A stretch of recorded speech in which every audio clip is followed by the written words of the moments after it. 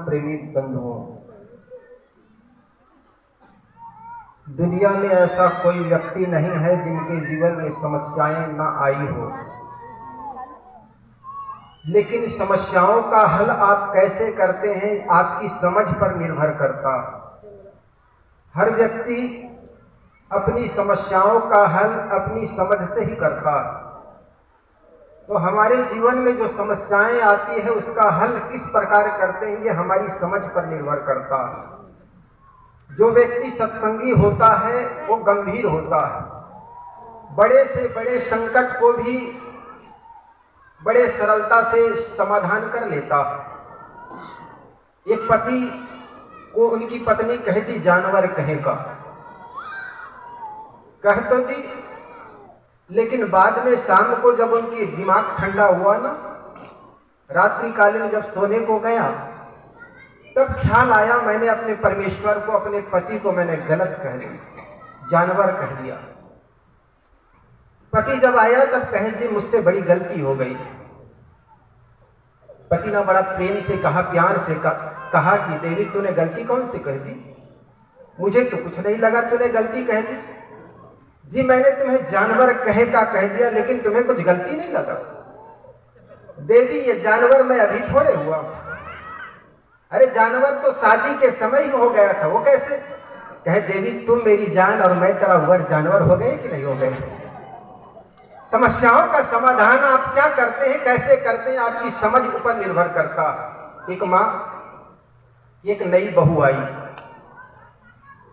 आजकल गौना करा करके आई है और घर का ये रिवाज होता है कि सबसे पहले किसी किसी क्षेत्र में ऐसा होता है, नई बहू आए ना तो जिस क्षण आती है तो अपनी गोद में लेकर के सास नाचती है। आगरा के आसपास मैंने कहा ना साहब, हमारी तरफ ऐसा ही होता है। वो नाचती तो एक दिन है, फिर जीवन भर नचाती है बहू। तो कहीं कहीं ऐसा रिवाज है। वो बहू आई तो दूसरा दिन भोजन बनाने का उनको अवसर मिल गया। घर में जब भोजन बना करके तैयार कर दी, आज पहली बार भोजन बनाई। चूंकि मैके में रही तो कभी घर में रह करके माँ के सानिध्य भोजन बनाने का उनको अवसर नहीं मिला था। शहर में हॉस्टल में रह करके पढ़ाई करती रही और आज अचानक भोजन बनाने का अवसर मिल गया। किचन में गई, भोजन तो बना करके तैयार कर दी, लेकिन मिर्ची भूल से ज्यादा हो गई। जानबूझकर नहीं डाली, और जानबूझकर आदमी गलती करता भी नहीं है। बहुत कम ऐसा लोग है जो ईर्ष्यावश किसी को दुखाने के लिए करता हो।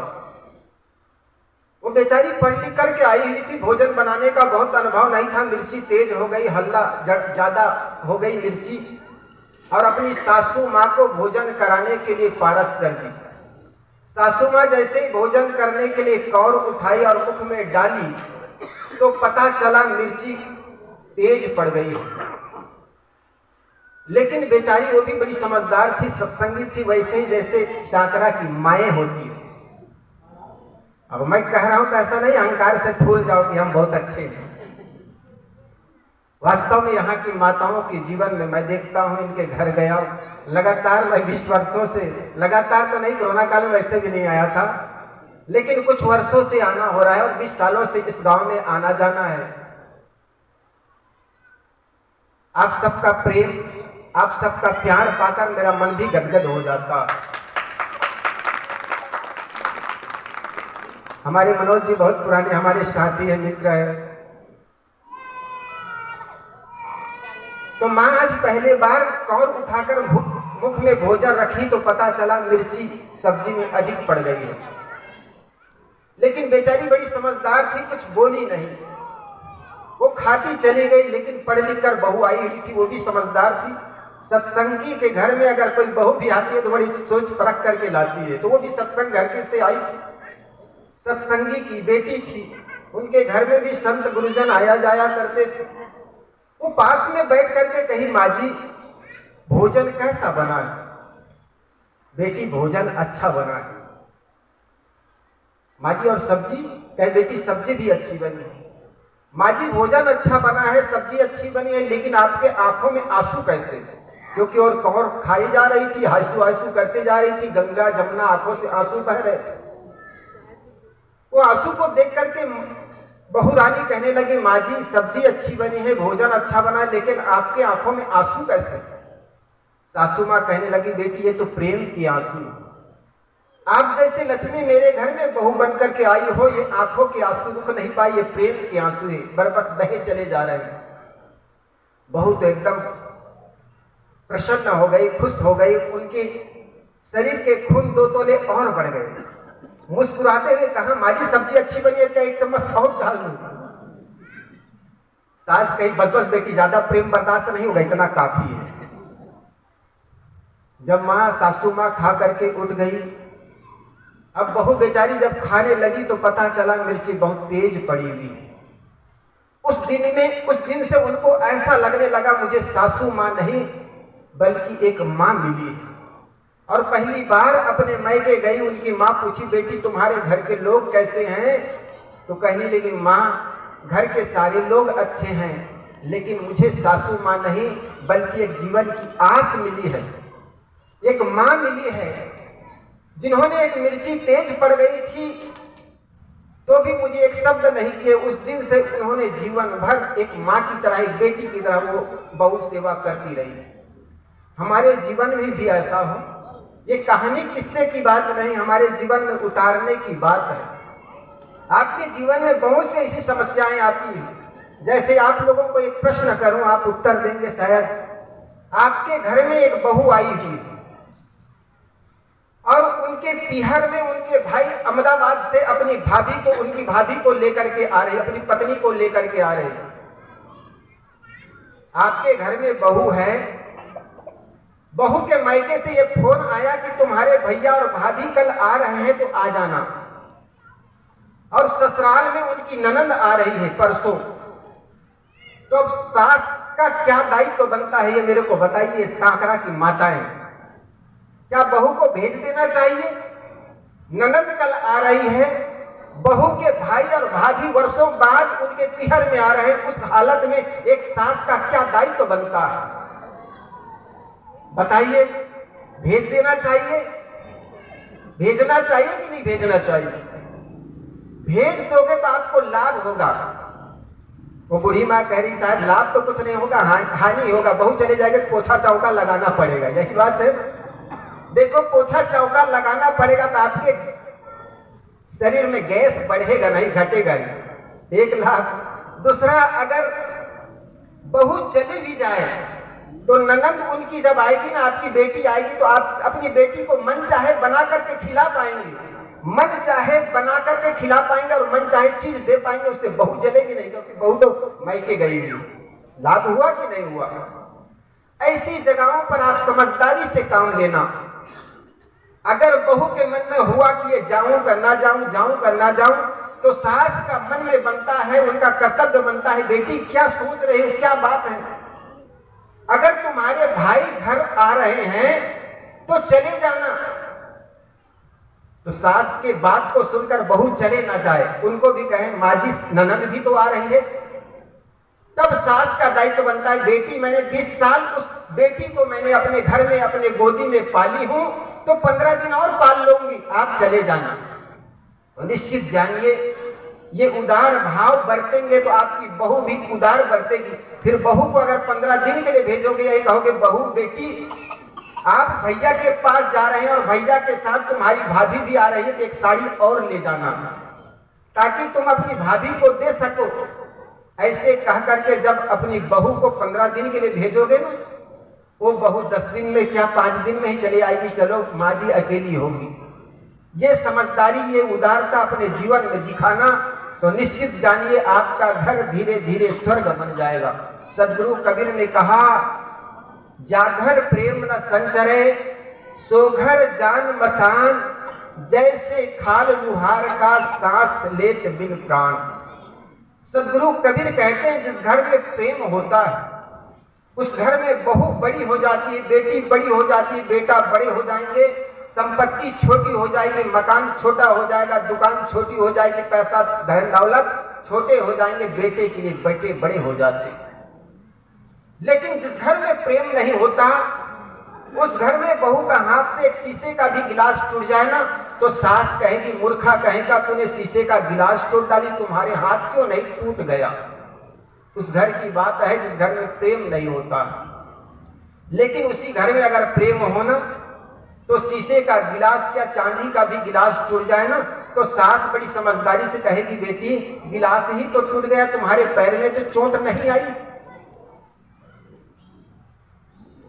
ऐसा समझदारी दिखाना। और जिस घर में सत्संग होता है, जिस घर में संत गुरुजनों का आना जाना होता है, वो आदमी कठिन से कठिन परिस्थितियों में भी बड़ी से बड़ी समस्याओं को भी हल कर लेता है बड़े सरलता पूर्वक। इसलिए आप बड़े धन्य भागी हैं जो कि ऐसा परिवार, ऐसा ग्राम, ऐसा समाज में पैदा हुए हैं जहां पर संत गुरुजनों का बराबर आना जाना बना रहता है। धन्य है यह गांव जहां पर 80 वर्षों से संत गुरुजनों का आना जाना बना हुआ है। यूं तो कहा जाता है संत का दर्शन मात्र सौभाग्य का फल होता है, सद्भाग्य का फल होता है। और वह गांव जहां पर आकर के 3-3, 4-4 दिन संत जन निवास करते हैं, वह घर भी बड़ा स्वर्ग हो जाता है। तो इस गांव के बड़े बुजुर्ग जिन्होंने ये परंपरा रखी कि संत गुरुजन आए और आकर के अपने सत उपदेशों से, सत्संग से हमारे गांव के भाइयों को, हमारे गांव के बहनों को, बहुओं को सुंदर जीवन जीने का तरीका दे, उन लोगों का भी जीवन बड़ा धन्य है, उन लोगों का भी विचार बड़े उच्च विचार है। देखो व्यक्ति के जीवन में दुख कब आता है? सबसे पहली बात तो आदमी का विचार जब खराब हो जाता है तो आदमी का कर्म खराब हो जाता है, और कर्म के खराब होने से आदमी के जीवन में दुख आता है। आदमी का जब विचार खराब हो जाता है, अखाद्य पदार्थ को खाता है, अपेय पदार्थ को पीता है और दोष देता है जमाना को, यार क्या बताए जमाना खराब है। अरे जमाना खराब है इसलिए हम खराब है ऐसी कोई बात नहीं, बल्कि हम खराब है इसलिए जमाना खराब लगता है। खाना खराब होगा तो जमाना खराब, और पीना खराब तो जीना खराब। एक लड़का था, शराब पी लिया आदत के वशीभूत। आदमी जब भी कोई गलत काम में पड़ता है, जब गलत आदतों में पड़ता है तो वो अपने पैसे से नहीं खाता है, नहीं पीता है। जब भी पीना शुरू किया है, गलत आदत पड़ी है, वो आदमी सोचे कि शुरुआत मुझसे कहां से हुई। तो उनको पता चला मेरे मित्र ने तम्बाकू दे दिया मेरी हथेली में, तब पता चलेगा मेरे मित्र ने बोतल थमा दिया एकांत में फ्री का। तो आदमी फ्री की चीज में बिगड़ता चला जाता है। वो लड़का भी फ्री के चीज पीते पीते एक दिन अपने घर के पैसों से पीना शुरू कर दिया। और आदमी जब पीना शुरू कर देता है तो आदमी की वाणी खराब हो जाती है। लड़का होटल के सामने खड़ा होकर के होटल वाले को गाली देने लग गया। होटल वाले ने सोचा यार मैं भी गाली दूं तो बात बिगड़ जाएगी। उन्होंने एक दोना दिया, दोना में 2-4 पकौड़ी रख करके उस शराबी को थमा दिया। शराबी गाली देने के बजाय पकौड़ी पाकर के बड़ा खुश हो गया, और खुश होकर के सीढ़ी से उतर रहा था, पैर लड़खड़ाया, पकौड़ी तो जमीन में चली गई, दोना रह गया हाथ में। दोना जब हाथ में रह गया, अपने को कुछ संभाला तो दोना को देखा हाथ खाली, दोना खाली था। उन्होंने सोचा पकौड़ी जमीन पर चली गई होगी, लेकिन उसी समय एक गधा निकल गया, लीद कर गया, जो पकौड़ा था उसको तो खा गया, ऐसे लीद कर गया। शराबी ने सोचा दोना खाली है, पकौड़ा जमीन पर गिरी होगी, तो जाकर के पकौड़ा क्या उठाता है, गधे का 2-4 लीद हाथ लग गया। 2-4 गधे का लीद उस दोना में रखा और 2-4 मुख में रख करके चबाने लगा, तो पता चला इसमें तो न तो नमक है न तो मिर्चा है। अब ये गाली देने लगा कि ये साले होटल वाले लोग पकोड़ा तो बनाते हैं लेकिन न तो नमक डालते हैं न तो मिर्ची डालते हैं। अब बताओ दोष देता है होटल वाले को।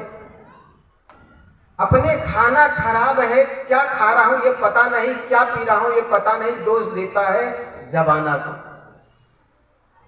तो मेरे मित्रों, आदमी का खाना तब खराब होता है जब आदमी का विचार खराब हो जाता है। और विचार के खराब होने से आदमी अखाद्य पदार्थों को खाता है, अपेट पदार्थों को पीता है, दोष देता है जमाना को। इसलिए सबसे पहले हम अपने आप को सुधारें। दुनिया में ऐसा कोई आदमी नहीं है जिसके अंदर बुराई ना हुआ हो।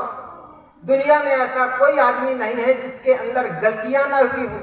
जिसको आप महात्मा गांधी कह करके पूजनी मानते हो, गांधी जी बीड़ी पीते थे, सिगरेट पीते थे, यहाँ तक वेश्या गमन भी किया करने के लिए उतावू हो गए, लेकिन उनको अचानक होश आया। उस दिन से उन्होंने प्रतिज्ञा कर लिया, इस गलत मार्ग का त्याग कर लूंगा। इसलिए उनको हम आज बापू के नाम से स्वीकार करते हैं। तो दुनिया में ऐसा कोई व्यक्ति नहीं है जिनके अंदर गलतियां ना हुई। बापू से किसी ने पूछा कि बापू न तो आप देखने में बहुत खूबसूरत हैं, न तो आपकी वाणी में न कोई कलाबाजी है, लेकिन दुनिया के लोग लट्टू क्यों हुए हैं? दुनिया के सारे लोग आपकी ओर आकर्षित क्यों हो जा रहे हैं? तो बापू ने कहा, भैया मैं ये नहीं जानता कि मैं कितना खूबसूरत हूँ, मेरी वाणी में भी कोई कलाबाजी नहीं है, लेकिन मैं एक बात जानता हूँ, जिस बात को ये मान लिया कि ये गलत है, उसको छोड़ने के लिए कमर कस लिया, और जिस काम को ये मान लिया कि ये काम करने जैसा है, उस काम को करने के लिए मैंने जी जान से लगा दिया। यही काम हम आपको करना है। संत गुरुजन ये बताते हैं फलाना गलत है, ये गलत है, वो गलत है। अपने मन में अगर लगता है ये बात वास्तव में ये गलत है, गलत कृत्य है, गलत आदत है, इसको छोड़ना चाहिए, तो छोड़ने के लिए दृढ़ प्रतिज्ञा हो जाना चाहिए और उस काम को करने के लिए छोड़ देना चाहिए।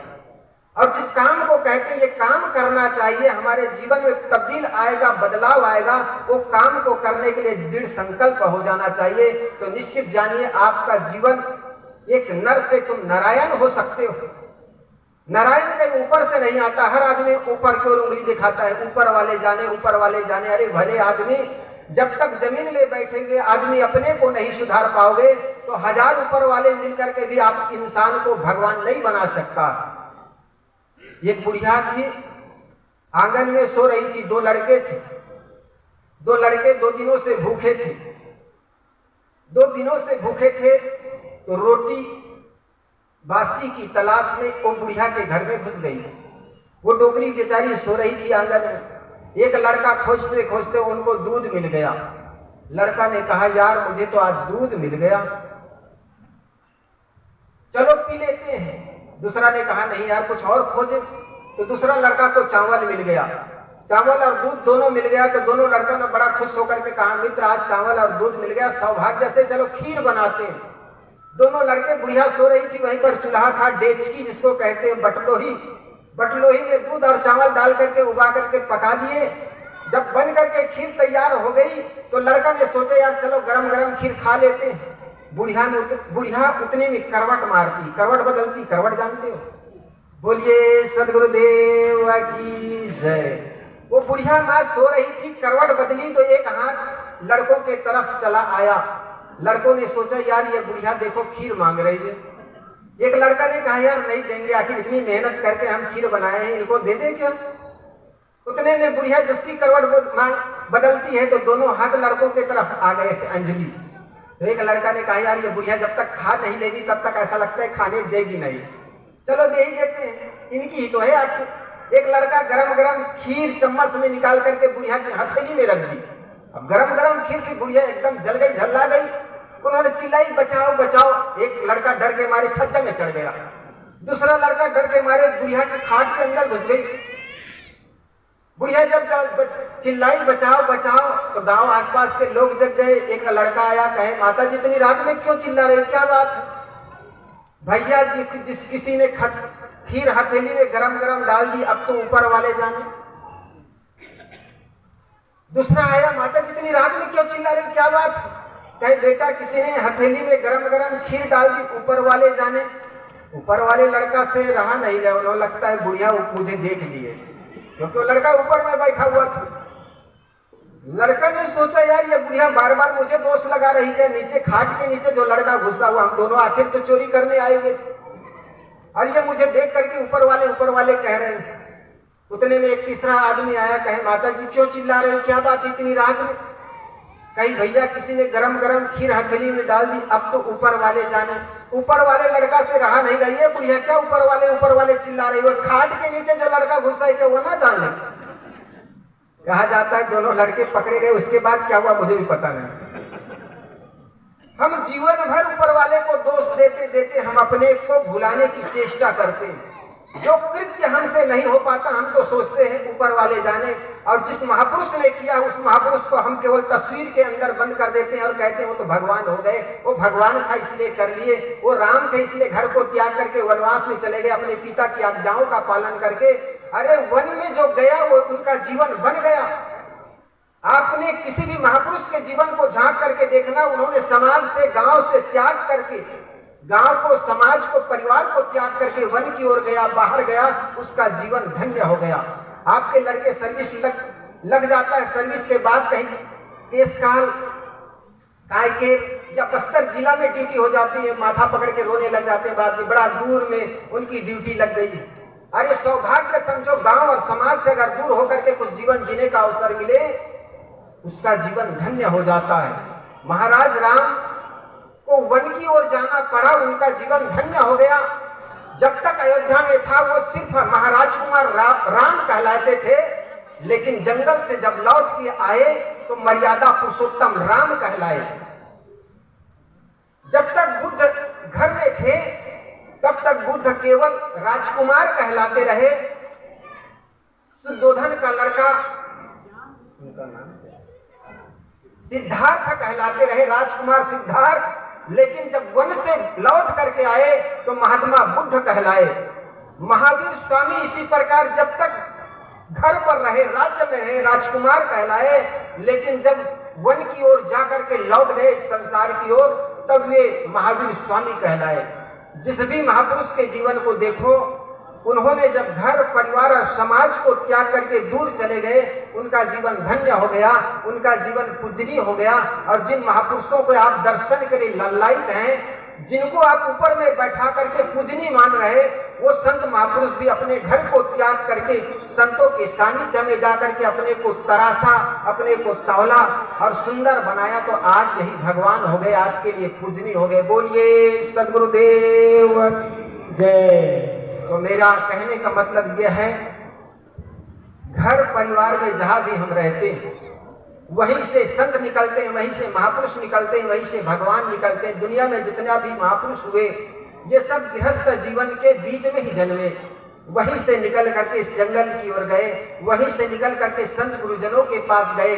जिस प्रकार एक अनगढ़ पत्थर पहाड़ से टूट करके गंडकी नदी में बहते हुए शालिग्राम पत्थर हो जाते हैं, भगवान के मंदिर में पूजनीय हो जाते हैं, इसी प्रकार आपके घर गृहस्थ से निकले हुए पत्थर, एक इंसान, एक बच्चा संत गुरुजनों के सानिध्य में जाकर के संत हो जाते हैं, संत गुरु हो जाते हैं, आपके लिए पूजनीय हो जाते हैं। तो निश्चित मानिए आप उस महापुरुषों के माँ बन सकते हैं, उन महापुरुषों के आप पिता बन सकते हैं। जिन बच्चों को आप जन्म दे रहे हैं उनको सुंदर संस्कार हो, उनके लिए सुंदर शिक्षा की कोई केंद्र है तो वह है सत्संग। और इस गांव के समस्त बुजुर्गों को, समस्त माताओं को, समस्त भाइयों को मैं बहुत बहुत धन्यवाद देता हूं। शायद सत्संग का ये अंतिम सत्र है, शाम को तो आरती और चौका होगी। तो वर्तमान में का जो सत्र चल रहा है, सत्संग की अंतिम कड़ी, अंतिम सत्र, इसमें आप सबको बहुत बहुत धन्यवाद, जो कि आपने मुझे बुलाकर, आप सब ने बैठ करके संत गुरुजनों को बुला करके उनके आशीर्वचनों से, उनके वाणियों से, उनके अमृतमय विचारों को आपने ज्ञान गंभीरता से ग्रहण करने का प्रयास किया। इसी के साथ देता हूँ विराम अपनी वाणी को। बोलिए सद्गुरुदेव की जय। एक भजन गाओ आज। एक झोली में फूल खिले हैं, एक झोली में कांटे रे कोई कारण होगा। एक झोली में फूल खिले हैं, एक झोली में कांटे रे कोई कारण होगा। एक झोली में फूल खिले हैं, एक झोली में कांटे रे कोई कारण होगा। एक झोली में फूल खिले हैं, एक झोली कोई कारण होगा। जैसी करनी वैसी भरनी, प्यार मिलेगा चाटे रे अब धारण होगा। जैसी करनी वैसी भरनी, प्यार मिलेगा चाटे रे अब कारण होगा। अरे कोई कारण होगा। नाग भी डस ले तो मिल जाए किसी को जीवन का। नाग भी डस ले तो मिल जाए किसी को जीवन का। नाग भी डस ले तो मिल जाए किसी को जीवन का। नाग भी डस ले तो मिल जाए किसी को जीवन का। चींटी से भी मिट सकता है, चींटी से भी मिल सकता है किसी का नाम निशान। अरे कोई कारण होगा। अरे कोई कारण होगा। अरे कोई कारण होगा। अरे कोई कारण होगा। एक झोली में फूल खिले हैं, एक झोली में कांटे रे कोई कारण होगा। अरे कोई कारण होगा। अरे कोई कारण होगा। अरे कोई कारण होगा। बड़ी बड़ी घटनाओं से भी बाल न पाता हो। बड़ी बड़ी घटनाओं से भी पार न पाता हो। अभी कोरोना काल आया, कितने हमारे प्रियजन चले गए इस दुनिया से। लगातार 3 वर्षों तक कोरोना काल रहा। हमारे प्रिय से प्रिय साथी, हमारे प्रिय से प्रिय मित्र इस दुनिया से चले गए।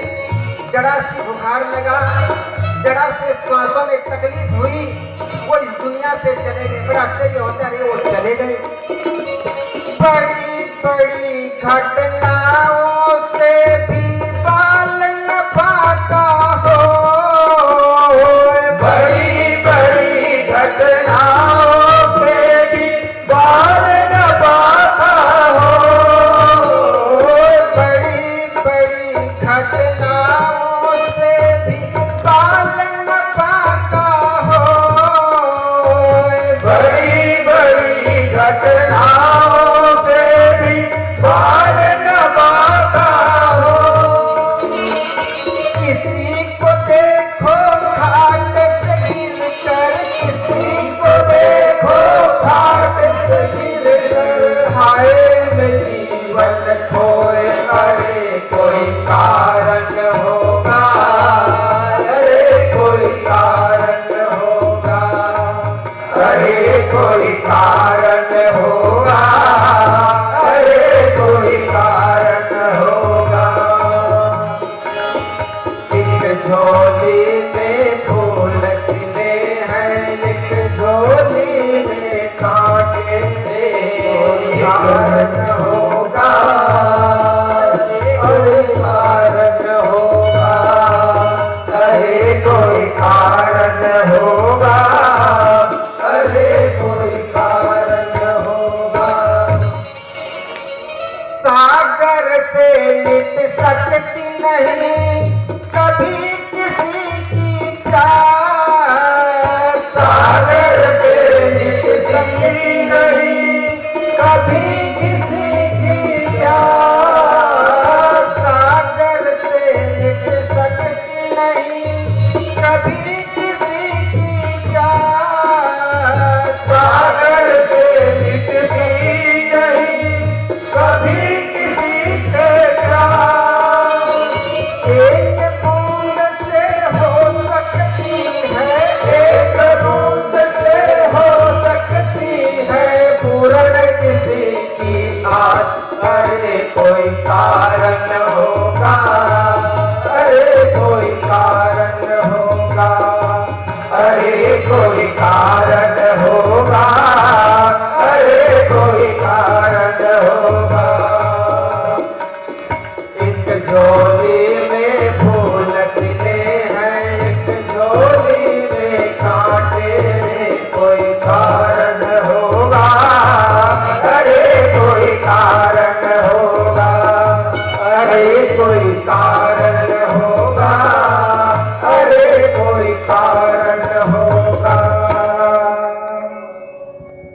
साथ देता हूँ विराम अपनी बात।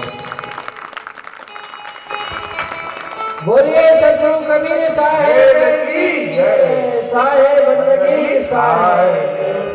बहुत बहुत धन्यवाद साहेब, परम पूज्य ईश्वर साहेब की, आपने हमारे सभी